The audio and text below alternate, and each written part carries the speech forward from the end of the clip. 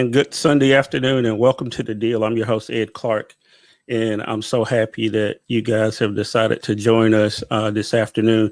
There's so much going on in the world and so much to talk about this morning on Connections with Val Atkinson. Val and I talked about, of course, what was going on in Minneapolis, Minnesota, but that was actually previously recorded. So it wasn't live and up to date like this particular program is. And so we're hoping that we can give folks updates, and we certainly want people to participate.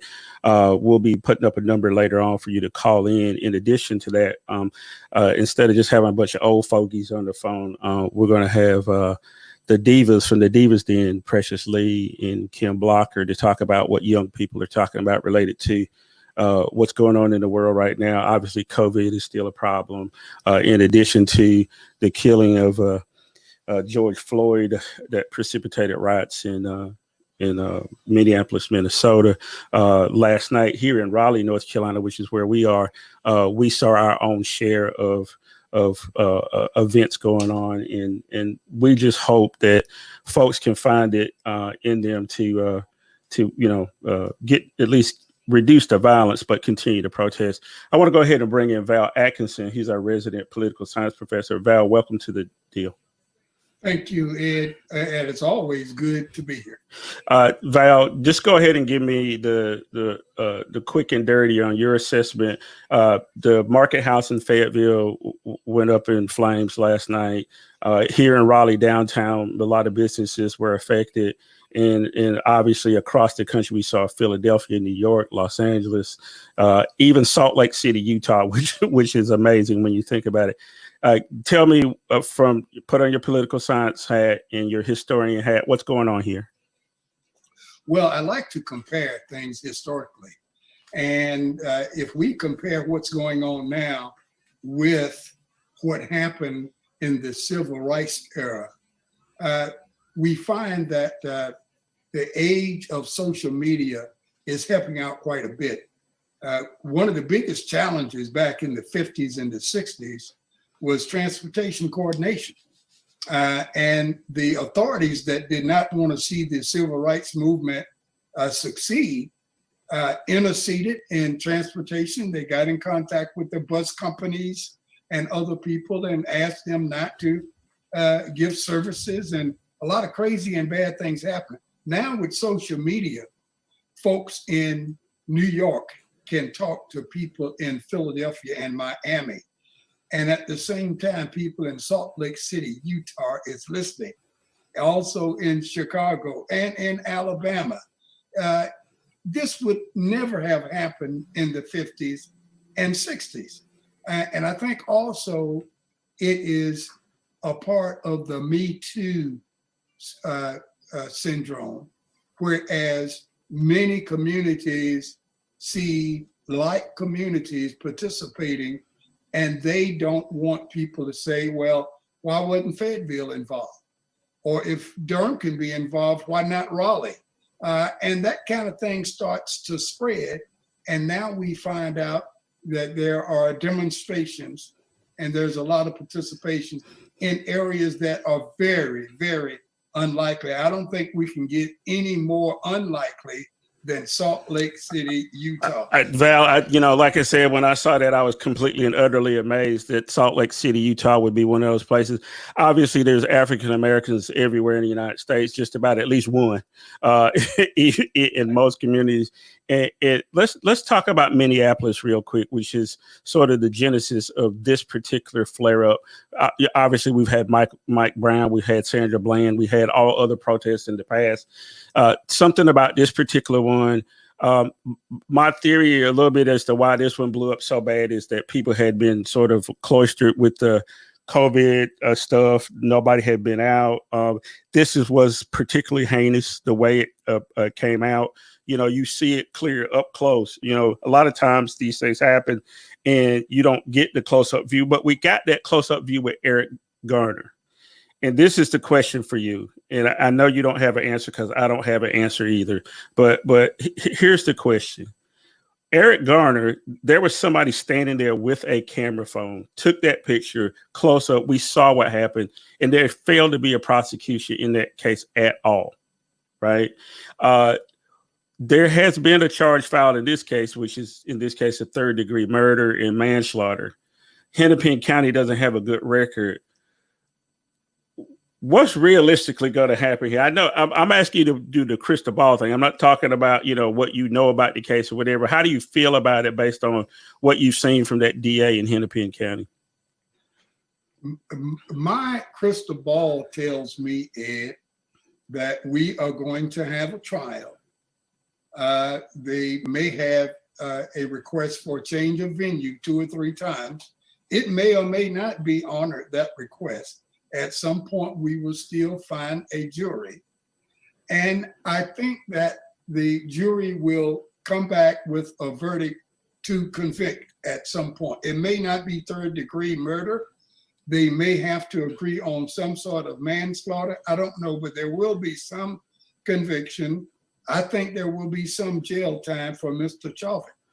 But I think it will be reduced. But here's the part that you and I are really interested in. What's going to happen about what all of the protesters are protesting about and all of the great orators are talking about? There will be a commission established in Minneapolis. There will be somebody appointed as chair, and they'll sit back and they will convene and they will talk, and people will write up volumes of data to document the meetings and suggestions that has come out of this commission. The books will sit on some shelf in some archive and gather dust. And nothing will happen. And they'll go back saying again, well, we had our meeting and we tried and we're still working on it. That seems to be the answer for people who don't want to change white supremacy, don't want to change white privilege, but wants the world to think that they are the world's greatest democracy. I hear you. I want to remind the folks that you're watching The Deal or you're listening to The Deal. We're on Facebook. We're on YouTube. We're also on the website, thedealwithedclark.com, where you can go there and get commentary all during the week. We decided to do a Sunday show this week. We took off last Sunday. Sometimes we do specials during the week when we get a chance. We have been working on having some folks from Minneapolis from the city council. Obviously, they got more important things to do. We had reached out to them as soon as this thing happened, and we thought we were going to have them on today, but they have much more pressing duties. Hopefully, during the week, I may be able to reach back out to the folks on the Minneapolis City Council and see if we can get some of those folks here, because one of the things, Val, is that, you know, people hear a lot of things about, you know, what this case is about. Initially, there was a lot of rumor going around that he had tried to forge a check or, you know, all kinds of things, and things get out on the internet, again, in this world of social media, and it's not exactly right. One of the things that struck me is I go to Minneapolis a lot. And for a lot of different reasons, but one of them is work related. And I know that neighborhood very well. Been in that Target, been in that Cup Foods where Mr. Floyd had come out of. And one of the things is it's also a heavy immigrant community. There's a lot of Somalis, Iraqis, people from Cameroon, all different kind of places there as well. And one of the things that struck me is when I saw the pictures and seeing the gutted out buildings, kind of reminded me of DC after after King, and I want you to, again, as a historian, I put in your historian hat, about how long it takes to recover when you have these upheavals. Detroit took a long time. I'm not sure Detroit's ever recovered. DC took a long time to recover. Talk to me about what it's going to look like for Minneapolis to try to recover from this, in the long run. Well, I like to think of it in a positive vein. If I could, this may be an opportunity to help some of those folks who are displaced and far as employment is concerned because of COVID-19 and the closing of certain businesses. We may have some opportunities for work to rebuild and start some others. We don't know. Let's hope that is the case. But I am concerned at this particular point that we don't have people in the right places that are in it to win it, that are in it for the long term, to make sure that nothing like this ever happens again in the city of Minneapolis. And I look at that commissioner there, and please forgive me for not having committed his name to memory. But he's he's the chair for commissioner for public safety, right? State of Minnesota. Wrong person in that job. He is talking about nothing but strong arm tactics. He's very proud of the police and the National Guard. He brags about having strong arm somebody. He talks about stopping cars with no license plates, recovering AK-47s, and not one time does he talk about what can you do in your job as Commissioner of Public Safety to make sure this doesn't happen again. I'm talking about Mr. Floyd now. Mm-hmm. I'm not talking about the resulting action from Mr. Floyd's murder. Gotcha. And he seems not to be interested in that at all. You're going to have to remove people like that from that position. We can't start down this road. It's going to be a daunting path already, and having people like that commissioner on board is problematic. Well, let me follow up on that, because he's African American, which is one of the things that is really interesting to me.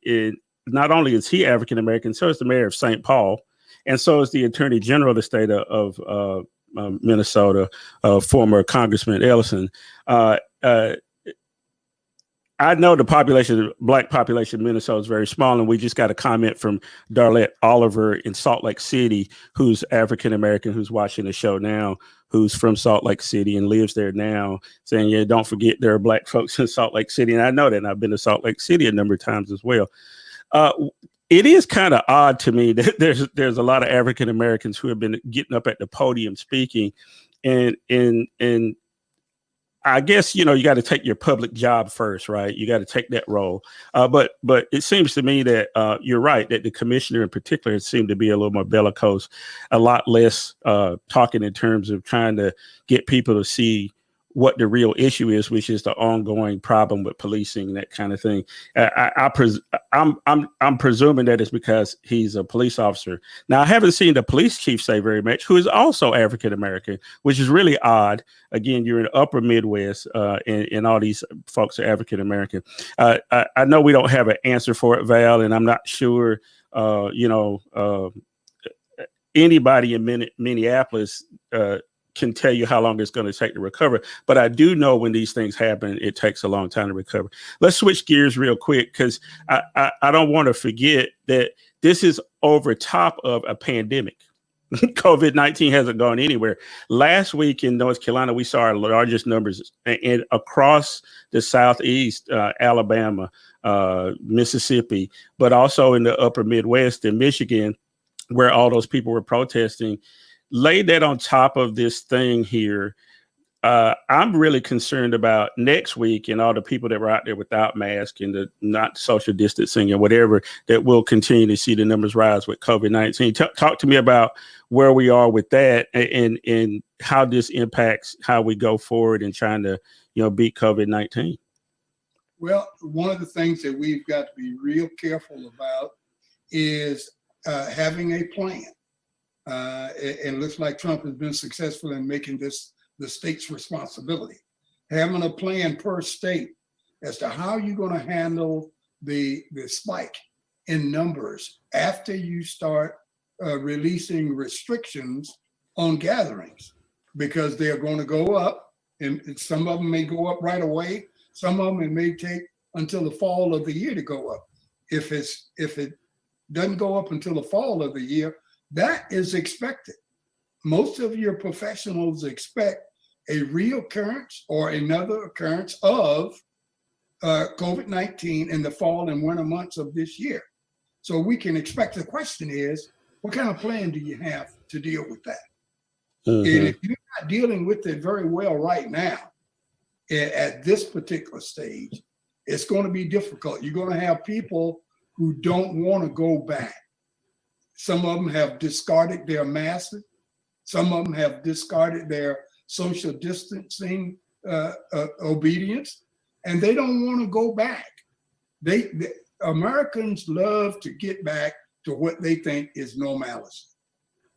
That's what everybody craves. Want to go to the park. Want to hang out with my sweetie, my honey. I want to play ball, pickup game with the fellas. I want to dap and hug when I see my homies. And that may be normal, but things are going to have to change if we are going to have any chance of dealing with, grappling with, and defeating this thing called COVID-19. All of that's going to have to change. Will it come back at some point? I don't know. And it should not matter, because given a choice of being on this side of the grass or having fun, dapping, hugging, and all of those kinds of things, I think people would take the option of being on this side of the grass and staying with. I hear you, Val. Look, yeah, but obviously we're not going to solve anything here today. I just want to give people an opportunity to speak their mind, and obviously people are watching online. And if you have comments, obviously, please leave those in the comment section on Facebook Live or on YouTube Live. We're taking comments in either place. We just put up a banner. There's a phone number scrolling across the screen. We'll try to take your calls. We just got a comment in though from one of my brothers from a long time ago, Lenny McCoy, who now resides out in the Midwest, and he crosses the country all the time, driving trucks and that kind of thing. And he's just giving us a shout out here. And he's saying, from Detroit right now, where he is that people just want to be heard. And I think Val, that's what resonates here. That the upheaval is not. I mean, you can talk about George Floyd, you can talk about Breonna Taylor, you can talk about, Charlene Lyles or whatever, but this thing has been going on a long time, and people are feeling like they're not being heard, and it needs to be taken serious. So I want to thank you again for popping in with us. As always, please come back next Sunday if you can. And then obviously I want folks to listen to us on Connections on Sunday mornings. As I always ask you before you leave with us, Val, tell me what you're working on, how we can get in touch with you, and what we should know for the upcoming week. Well, we have a consortium between the Durham Alumni chapter of Kappa Alpha Psi Fraternity Incorporated and the radio station, which is Radio One of Raleigh. And we're involved in voter education and participation. It's a nonpartisan group. And we are trying to get people to understand their obligation, rights, and responsibilities under the law to participate in the electoral process. We're doing that. Some things have changed because of restrictions handed down by the governor's office and certain businesses. We have canceled our scheduled town hall meetings, so we won't have those.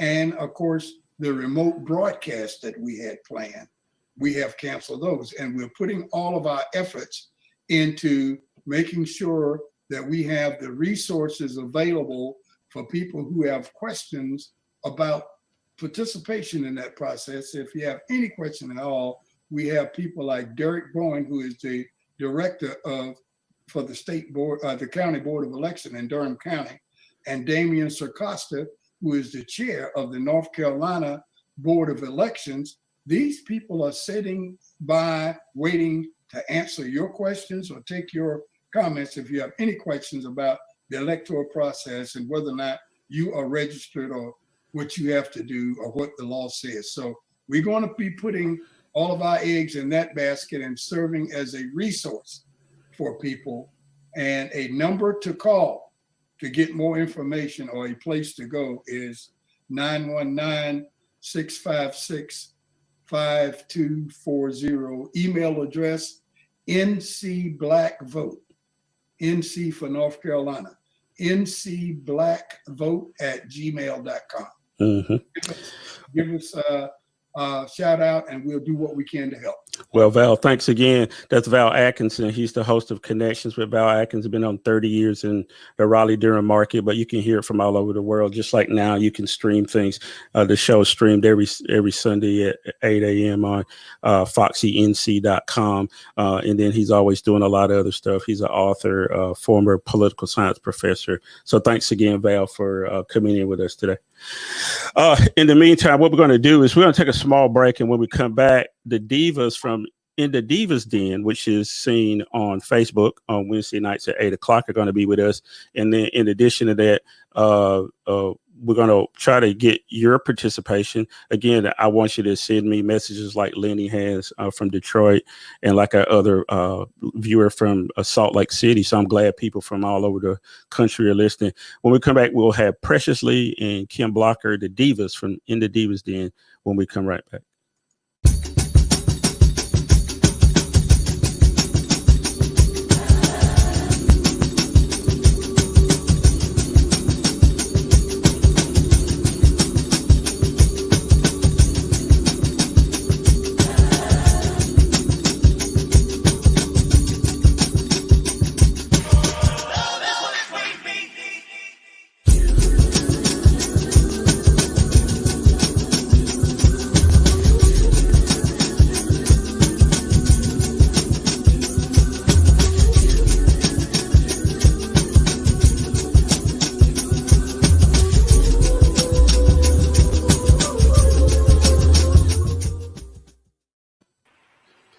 And welcome back to our second segment of the deal. I'm your host, Ed Clark.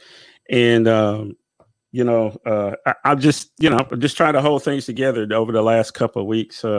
It's been very difficult. Not only the COVID cases have been increasing, and then now we have this situation with George Floyd in Minneapolis, Minnesota. But I thought it would be prudent of me to bring in some folks who might know a little bit more about how young people are feeling, because I'm an old fogey.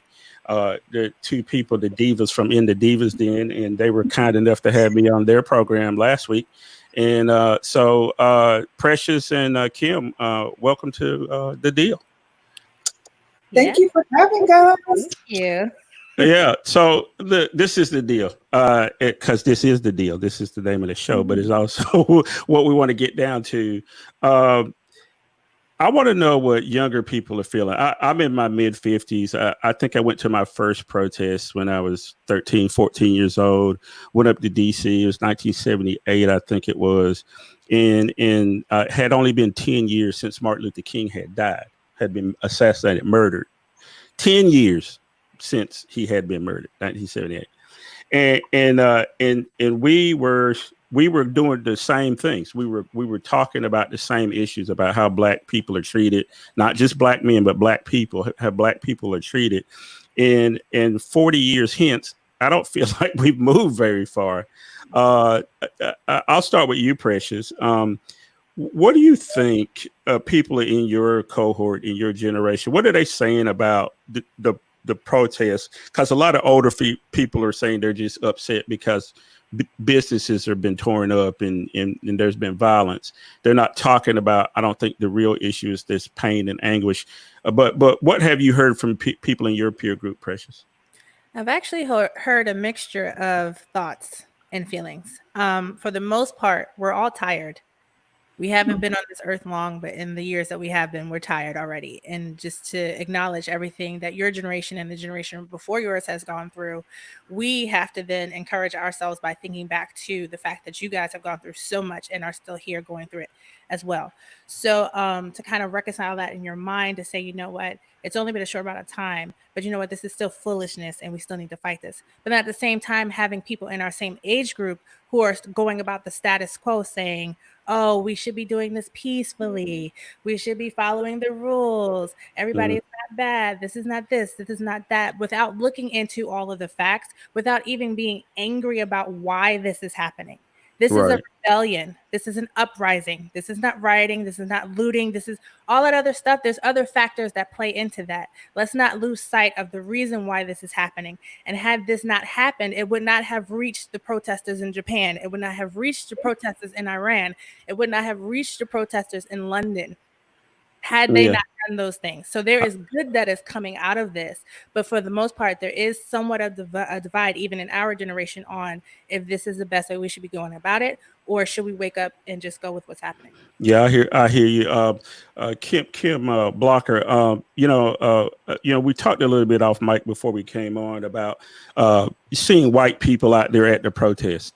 And we need allies. I mean, I won't, I won't discard everybody that's out there, but there has been some talk about some people may be there for the wrong reason. How do you distinguish how we're supposed to feel about that? Obviously we want everybody to be sensitive. Precious just talked about people in Korea and Japan and London and all these other places that know about this and are speaking out about it. We see white allies out there. How do you work with them? Because again, people in your generation probably have had the most contact with white people, even compared to my generation. How do we bring them in? It's funny that you mentioned that we have the most contact with them because, just working in the entertainment industry or the radio field, it's predominantly white. So you kind of have to have this secondary face of like, you're angry, you're so angry, but you don't want to play into that stereotype that they believe, and that the media is portraying out there when it comes to this looting and, the so-called rioting, because it's just maddening. Because I will say that I'm glad that Val touched on the fact that social media exists. Thank God for social media, because we can see the good and the bad. Just like we can see the fact that there were white and black protesters who were out there peacefully in Raleigh, telling their stories, marching for justice and for peace. And it was a good protest. Then everything just went left. But a lot of what we're not seeing is that a lot of these looters are white. So while there is that narrative of, oh, we're going to help clean up and we're going to do, good for society, and they're only showing these pictures of these white people, let's also be mindful that, Karen, Sally, Billy, Bobby, and all of them, they are out there causing these issues as well. Right. So, it's just so frustrating. It really is frustrating, because I'm not going to say that, some of our people weren't out there acting a fool either, but a lot of that has to deal with the fact that we've been locked up for 2.5 months, that we're still locked up. The fact that we keep seeing these images over and over and over and over and over, the fact that we've just dealt with 3 deaths that have gone viral, not counting the deaths that have not gone viral, right.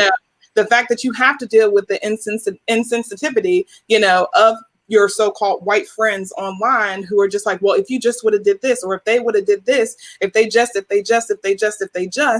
when they're not even paying attention to the simple fact that it never should have even gotten this far. I hear you. So, as much as I don't want to say I'm disappointed, but I saw it coming. I knew this was going to happen. And if anybody was opening their eyes and paying attention to what has been happening and how we've been, getting angrier and angrier and angrier, this was going to happen. At this point, it's just, how do we prepare and where do we go from here? Yeah, I want to remind the folks that you're watching The Deal with Ed Clark on YouTube, on Facebook, and on the website, thedealwithedclark.com. We are fortunate to have the divas from In the Divas Den, Kim Blocker and Precious Lee. Wanted to have some younger voices. We had Val Atkinson on earlier. He's host of Connections on Radio 1 station in the Raleigh market. That program's been on for 30 years. I've been a co-host on that program for 24 years, believe it or not. And we've been talking about the same issues. And Preciously, I want to turn back to you about women in role in this. One thing I got a message from somebody early in the week, and they were like, "Go to this website. There's this sister on there. I won't mention her name," and she was railing against Black men not doing enough to protect Black women. She mentioned Breonna Taylor and how we were not responding in the same way to Breonna Taylor as we were to George Floyd. And so I called her program because it had a number, and I called it and I tried to engage her, and I said, "Well, what would you have us do?" And she said that as a collective, all Black men should be protecting Black women, which is, I don't know how you do that, but nevertheless, there were other sisters that called into that program, and they kind of echoed the same thing. They said that Breonna Taylor should be getting as much attention as George Floyd, and I agree. As a Black woman, talk to me about your fears in dealing with the police. Talk to me about how you talk to other sisters about these same fears for your husband and your brothers and your cousins and all those. So, talk to me from a Black woman's perspective on this. Our role is often seen as the supporter, the comforter, the mother, the support behind the Black man. And at times like this, it even in the back of your mind, that you do those things, but it clicks in differently. When I saw those images, I did not want to see them because I wanted to protect my mental. I knew what was happening. I was very present in knowing what that is, but I don't need to see it to feel what I felt when I saw that picture. And I immediately went and prayed over my husband. Immediately. It wasn't just a hug. I'm happy to see you. I love you. It was, no, I need to pray over your head right now, because I don't know what's going to happen when you go out there and somebody looks at you with your locks and they look at you. And even though you're carrying a little white fluffy dog, the kindest man in the world, they still see you as a threat. Mm-hmm. Yeah. And that fear is in your mind as a wife. That fear is in your mind as a daughter, thinking, okay, is my father going to be safe when he goes out here? Is he going to make it back to me? That fear as a sister, is my brother going to make it back to me? That fear as a mother, is my son, do I want to bring a Black boy into this world with everything that's happening right now? Knowing that one day people will no longer see him as cute and they will see him as a threat. And then because of that, they will act on whatever they feel as a vigilante, and something could happen to him. Yeah. And I've heard that echoed a lot. Again, I want to remind the folks you're watching The Deal with Ed Clark. That was Precious Lee. I also have Kim Blocker in here. And I want to mention to you, Precious Lee, your mom is watching. Yes, my mom and my mother-in-law and father-in-law are watching too. So I just wanted to let you know that, and we appreciate that, and please, share this with everybody, because this today is about people kind of getting things out and being cathartic. So we got people from Salt Lake City, we got people from Detroit, we got people from New Jersey, we got people from California. I've heard from people from Des Moines, Iowa, and all over the country, Washington, D.C. So I appreciate those people taking the time to come in with us. If this is your first time encountering us on The Deal, we try to come in here on Sundays and we just talk about whatever. And obviously the whatever this week is the murder of George Floyd. And I guess we really haven't talked about that much since we've been on. We've been talking around it. Kim, did you watch the video? Have you watched the video? And if you did, what was your first reaction seeing it? I did not watch the video, much like what we said on our show this past week. And like Precious just mentioned, you just want to protect your mental. So I chose not to. And to me, the image of a man's knee and a Black man's neck on the ground was enough. I didn't need to see anything further, unlike some of our counterparts who needed the entire story. So, yeah. Yeah, Precious, that's one of the things I think that infuriates me in my 55 years on earth. It's always we have to tell or have to wait to see the whole story. And then as buildings have gone up in flames, the president of the United States has been real direct and said all these people are thugs and they mean no good, whatever, blah, blah, blah. And he doesn't know the whole story there. I want to switch gears a little bit. It's related, but it's about the president and his reaction to things. And what have you been hearing from your peer group about what they think about this election? Do they really care whether or not Joe Biden or Donald Trump remains president, or are they talking about participating? Because I still do see strains of people who say they're not going to participate because Joe Biden's not the right candidate. And when I look at all the stuff that's going on in the world, I'm like, how can you not even at least think about just changing him so we can have a better chance? What are people saying in your peer group about whether or not they're going to participate?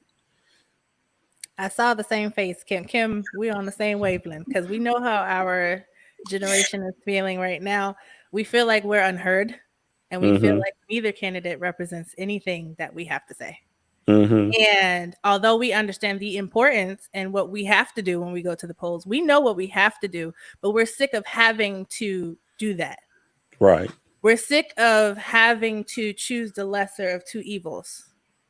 Just even though he is on a different side now, he's still in that same age range with that same mentality, with them same privileges and benefits. And even though he may not think that way now, some of that is still in there. And we understand that, yes, we can press him and do more with him. And I'm talking about Biden. We can do more. We can press him for more. We can have him be more on our side as a community. But at the same time, in the back of my mind, we can't help but think, do you really hear us? Do you really understand what we need coming forward? Right. As a member of a completely separated generation. Do you really get it? And the statement that he made on the Breakfast Club when trying to relate to us and to our peers, it was a complete misstep. And I understood his sentiment behind that and the joking behind that, because we've invited him to the cookout for years. But at that time, I was like, look, don't come to the cookout. You can still have your plate, but don't come. I'm glad you framed it that way, because Kim, when I heard it, the first thing I thought about is the white friend that's too familiar that you do invite to the cookout, and then they change their whole affectation and their inflection, and all of a sudden they're really cool, and you know at work they don't talk like that. Right. And so what it does is it antagonizes you, makes you think better about bringing him to the cookout the next time. But in this case, this cookout, the cookout that we have of the United States of America, we're in some deep doo-doo, right? This is some bullshit that's going on because we know that income disparities are still out there. We know health outcome disparities are still there. We know that house ownership, generational income, you can go down the list, educational attainment, all that. You go down the list and it's bad for Black folks across the board. And so when you have to make the option, you think about whether or not, I need to choose Joe Biden or Donald Trump. The options aren't that great. But this is a long way to get to. Is it because we put so much emphasis on the presidential race and not the other races that might mean more? You know what I mean? Do you? And again, I'm trying to talk to your generation. Do people come down and talk to you about the mayor's race in the city council and the state house seats? Do you feel like you get enough information on that kind of stuff? No, not at all. And I think that with our generation, we put like you said, we put so much pressure on the president because we don't really know, or maybe we did not pay attention in civics. I have no idea. Right.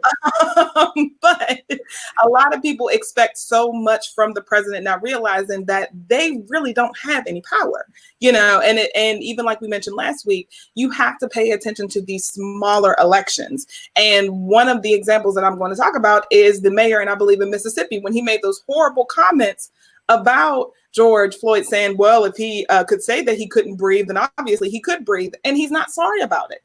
And he doesn't plan on resigning. But it's like, do you want someone like that representing you? You want that person to be the representation of where it is that you live. And you have to pay attention to these smaller elections. You have to read, you have to do, your research. And it's even gotten to the point where some of these outlets will legit break it down to a test to see, okay, is this person in line with your views? Is this person in line with the views? Then this is a person that you need to pick, and we'll spell it out for you. But we cannot afford to just ignore not only the smaller elections, but this bigger one. You've seen what Trump has done. I mean, he showed his true white ass. So what more proof do you need that we don't need to let this man get another term? Might I also add that our generation grew up in one of the most, I don't want to say peaceful, but one of the most mild decades. The 90s was mild and compared to all the other decades that have existed for us. Tell me about it. That was our time. It was good life back then. Right. And think about the people we see now who are our politicians. Back then, they were on TV shows. They were being shown off by our entertainers. They were showing up on The Simpsons. Trump was everywhere in front of our faces in the 90s, but he was non-threatening. He was an ally. He was cool. He was the rich guy. But now all of a sudden he is this man. So we have a generation of people that are turning into adults that are having to reconcile this in their mind of what they grew up knowing versus what is actually happening. Mm-hmm. And they're coming out of that sleep and that slumber and getting into this wokeness now. Like, we are the adults. We are the next ones. We have to carry this. So what are we going to do now? Yeah, I hear you. Yeah, I hear you. Look, hey, we just got another comment from Maya Selby. She says she loves this, and I'm glad, Maya, you were in with us. Hopefully you'll be back next Sunday. We're going to keep this up, but I do want to take a small break, and when we come back, we're going to shift gears again. I want to start talking about what are we going to do? You know, what can we do? Is there anything we can do to try to change things? We're going to take a small break, and when we come back, we're going to continue with the Divas from In the Divas Den, and they're going to solve all the world's problems. And we'll be back in about 30 seconds. Happy birthday to you. I've never done this before. Happy birthday to you. Right here for Precious. Happy birthday, dear Precious. Day 4. You may not understand. Happy birthday to you. Yeah, this is chapter 32.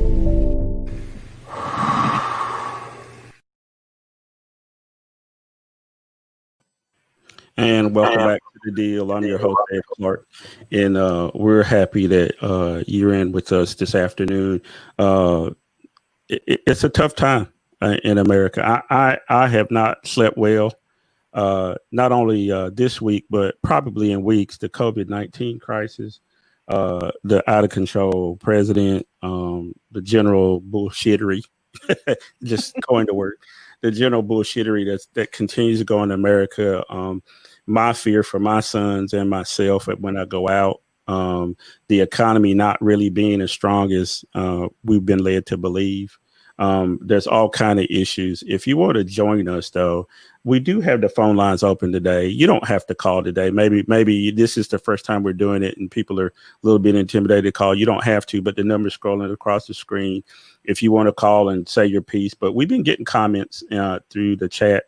We're on YouTube Live. We're on Facebook Live. We're on the website, thedealwithedclark.com. I want you to go to thedealwithedclark.com and subscribe, and you'll be notified every time we're on. You'll be notified every time that we have new pieces. I write a couple times a week. And I don't only write about race, but race is a big problem. And last time I checked, when I woke up, I was a black man, and that is not going to change until the day I leave this earth. So it's important to me that we talk about that. And please share it with your friends. We want to build this audience. A lot of stuff that you see on YouTube and on the internet is not positive. It's not meaningful. It doesn't give you any kind of a real sense of what's going on in the world. A lot of people are trying to get likes and those kind of things. I don't care if anybody likes me or not. I want to bring people that mean something. So last week I went all the way to Ireland and got someone from Ireland to tell me about what was going on over there, because people here were saying that COVID-19, Precious and Kim, people were telling me that COVID-19 was something made up to kill black people here. But I know full well, because I know people from Ireland, I know people from England, I know people from Senegal, I know people from China and everywhere. And I reached out to them and they were telling me how it was in Ireland. It ain't a bunch of black folks in Ireland that somebody's made the virus to kill. 5G is not killing people either, which I Thank had to you. go through and talk to people about that kind of stuff. The gear I wanted to switch is that you guys are social media folks, right? You're good at it. You're better at it than me. You've been teaching me a lot. I'm an old guy. I started when I had to splice tape together at the radio station, and I had 1-inch thick, tape for video. And then now all you got to do is start a website and start a thing or whatever. And you guys are doing this social media thing. I'll start with you, Precious. Do you look at some of these other folks on social media and what do you think?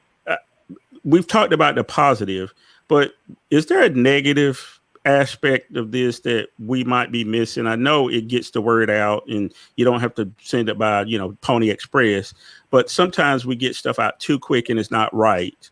How do you have accountability? Because I know you guys work really hard on In the Divas Den when you comment on stuff that you've researched. But do you see everybody doing that? No. No. That was a softball question, by the way. I mean, the fact that people still think The Onion is a reputable news source Right. and will post that and will repost it like it's the God's given truth. Like, no, it's not. It's satire. It's supposed to be ridiculous. So the newness of social media and the instantaneous gratification that it gives you is great for needing to see stuff as it is. And it's been wonderful for that. We've been able to get news in real time, seeing people arrested on CNN in real time. That's awesome. However, the other parts, the fabrication that happens, people not realizing that, hey, this picture is actually photoshopped or this picture is cropped to purposely take out what you need to see in the full picture, or just not even fact checking anymore. Not even going beyond what that post says from that person. Let's actually really look up where this came from and really digest, okay, this is it right here. But that's also a double-edged sword, because when it's time to see things for how it really is, for what it is, that video was plain as day. There's another part to the story. There's nothing. It's just what you saw there. Yet and still there are people, I need to find out the full facts. I need to see all the videos and all the takes. And then when they do start to show all the videos and all the takes, and it is on George's side, they are still doubting, okay, there's more to this story because this can't possibly be happening. Right. Yeah, Kim. So that's the problem here, right? Is that so what do you try to do? Let's talk about In the Divas Den. Now, you try to decide on what you're going to talk about, coming into the show. And as a matter of fact, In the Divas Den is on at 8:00 on Wednesday nights. Seen on Facebook Live and any other outlets are you on, Kim? YouTube and IG as well. Okay.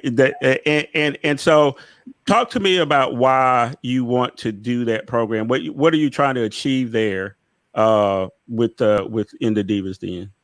In the Divas Den originally just started with just trying to do whatever current topics or whatever hot topic or hot, trending topics were happening. But when you see things like this happening to people in your community, to people who look like you, people who look like, your siblings, your husband, your father, it's now become a show where I want to make sure that people are well informed, that people are getting the information that they're not taking the time to look for or to read, because, unfortunately, our generation does not like to read, period. They don't want to read. Yeah. But also an outlet where people can feel safe to talk about these issues. Because I know that even though we do have social media, even though, you can say whatever it is that you want, a lot of people are afraid to say something because they don't have the confidence to say what they want to say and back it up. Sure. So that's why, within the Divas Den, I want to make sure, because, Precious and I both, we talk about what it is that we want to put on our show before actually just saying like, hey, let's turn on the cameras and go. No, it's very well planned out, and we want to make sure that we know what we're talking about, because I've dealt with people in the industry who will just say whatever they want to say and not do their research. And that has got to be one of the most irritating things ever. And I'm sure you have too. You've been in the game. Yeah, well, I've been in the game a long time too. And it really drives me bananas when I hear some of the morning shows. I know what they're trying to do, right? But sometimes the information they put out is not reliable, leads people down the wrong path. Exactly. Blah, blah, blah. You name it. And then I'm concerned that you got to go back and try to clean it up. You're watching The Deal with Ed Clark. I got Precious Lee and Kim Blocker from Into Divas Den. Earlier, we had Val Atkinson from Connections. You'll be able to play this back too if you're just coming into it now. Don't worry about missing any of it. You can go to YouTube or to Facebook and replay the show in its entirety. Please share it with other people. We're trying to build an audience. Thank you, Don Templeton from Raleigh, North Carolina, for joining us today. He gave us a shout out, and to you, Kim, especially that what you were well said. When we came back from the break, we showed a clip from or a promo for Precious Lee's movie, Chapter 32, and Precious, you're in the movie business among other things, and it's a really good film. And can you tell me about Chapter 32, the film, real quick? And because I still need for you guys to solve the world's problems, but I want you to talk about the clip that we showed from your trailer for your movie. Sure. In a nutshell, at the age of 32, I had a heart attack, and thinking about being that age and having something like that happen in the midst of becoming a filmmaker, your life is going on track the way you thought it would. And then it comes to a screeching halt and you could possibly not be here. That is the essence of this film. I didn't intend at the time to film everything that was happening for this purpose, but it just so happened that these materials came to be and I was able to put it together to tell this story in a way to encourage other people to say, you know what, even though something happens to you, you can still move forward. It does not have to define what your life will be from that moment on. You can take it and mold it and use it for good.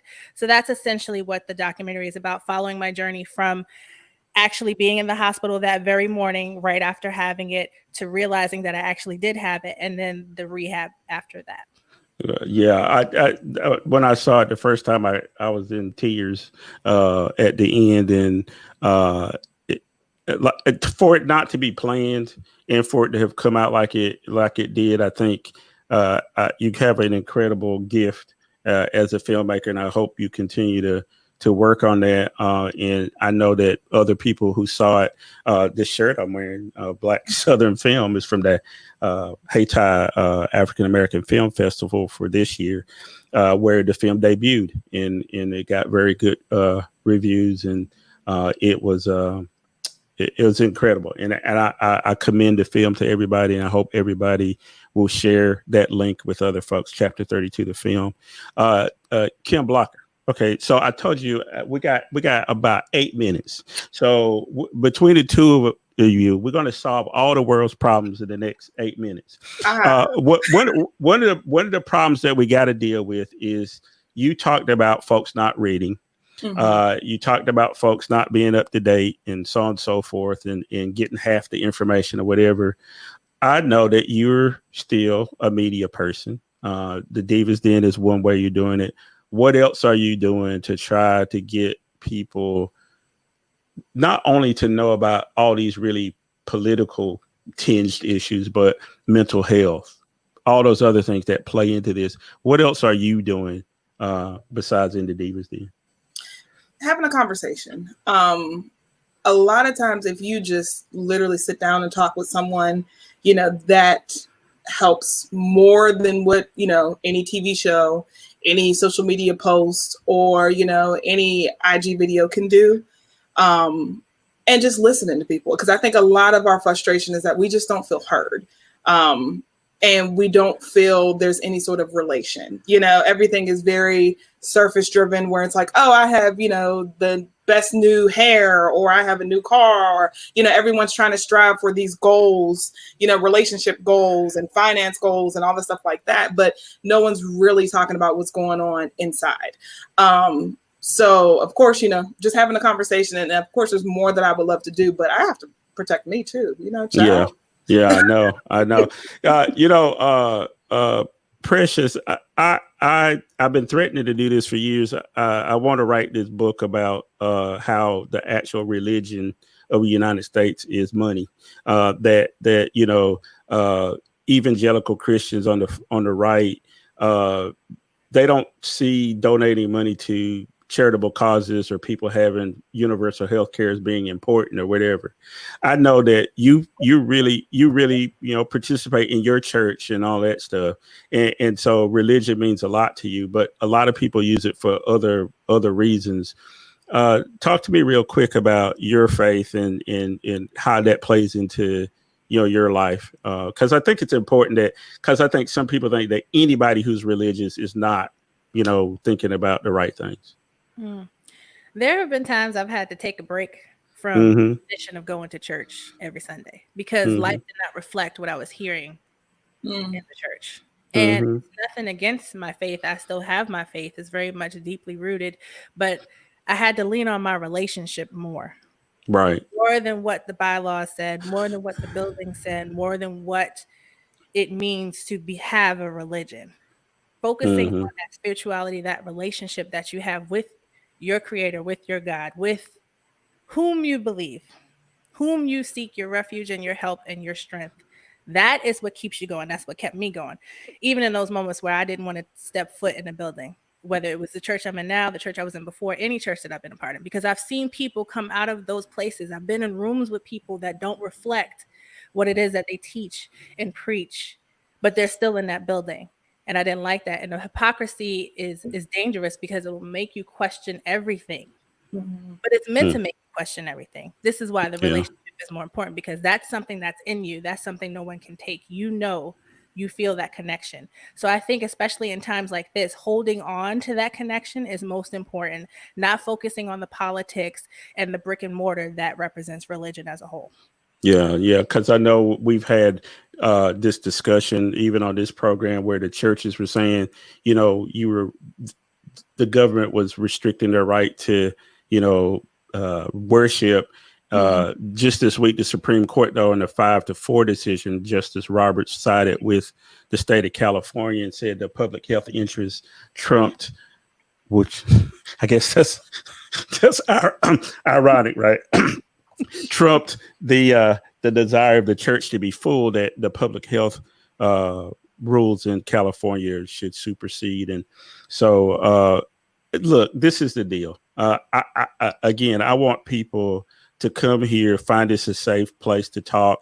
This is not all about screaming or whatever. Now, I have screamed before, but that's not what it's about. If you want to call in and scream at me, we didn't get any callers in this hour. We're going to do this again next Sunday. I'd like for you to take down the number 919-276-9029. Again, 919-276-9029. Write it down. Keep it. I think people, as they feel more comfortable with the program, they'll be more willing to call. We got people from Salt Lake City and Detroit and Des Moines and in Montgomery and from Tampa that have let us know that they're watching. So I know that there are people out there. We are not going to solve the world's problems in a show. I've been doing this for 24 years. On the radio. Before that, I was writing, and I think I had my first newspaper when I was 6 or 7 years old. Community paper in the neighborhood. I've been to marches. I've done all the stuff that we saw going on around the country last night. Precious and Kim, I've seen before, right? We've marched, seen shit torn up, and thinking that that's going to move the needle, but there's still more work to do.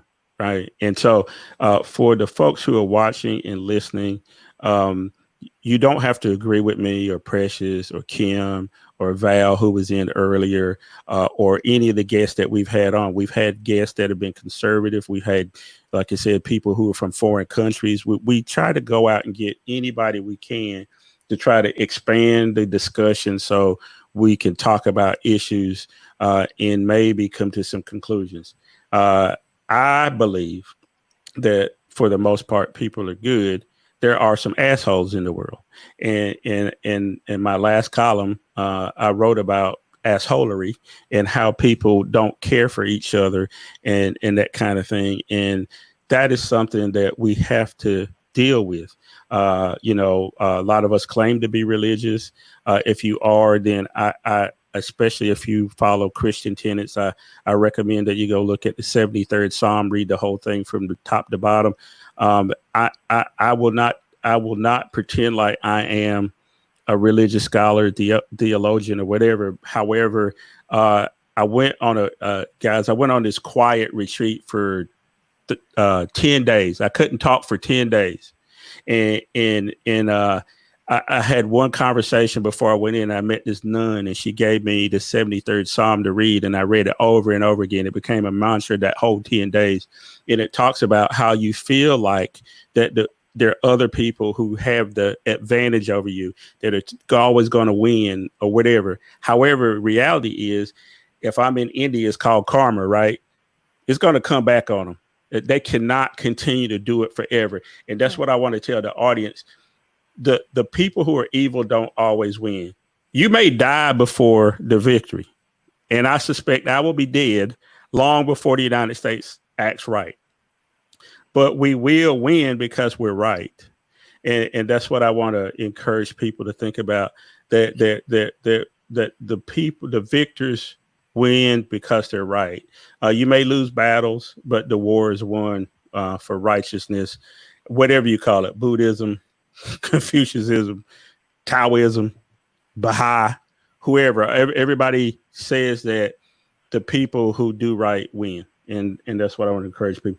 Hey, it was a great hour. I want to thank you, Precious Lee and Ken Blocker. The Divas Den is on at 8:00 Wednesday nights. Check it out on Facebook, In the Divas Den, Instagram Live, In the Divas Den. I want you guys to check that out because they were nice enough to come in here and be with us today. On WFXC and FXK in the Raleigh-Durham market, you can hear Val Atkinson. Next Sunday, you can hear Larry Hall at the same time at 8:00. And Larry will be on here at some point. We need to get him in here.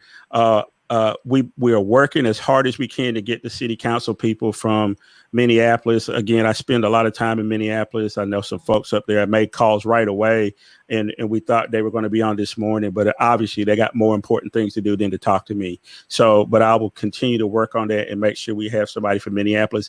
In the meantime, a couple of weeks ago, I was able to interview the guy who started the marches in Brunswick, Georgia. Wow. Travis, without Travis, nobody would have known about the Arbery case. Go back and look in our archives. You will see the interview with him. We talked for 30 minutes, and we had information that later came out that led to the arrest of those guys. Guess what? We were on it first here on The Deal because I've tried to go out and get people who actually know what they're talking about. This is not just about me running off at my mouth. I let the other people that come on talk about it. Also, we've had Herb Joyner on here, constitutional law professor from North Carolina Central University. He should be back on with us next week. We've had Al McShirley, one of the preeminent civil rights attorneys in the country.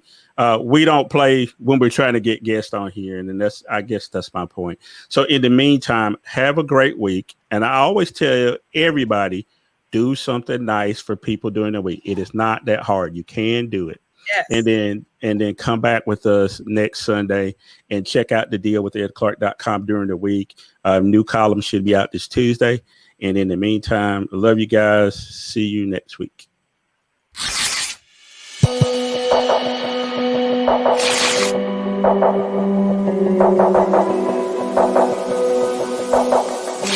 Thank you.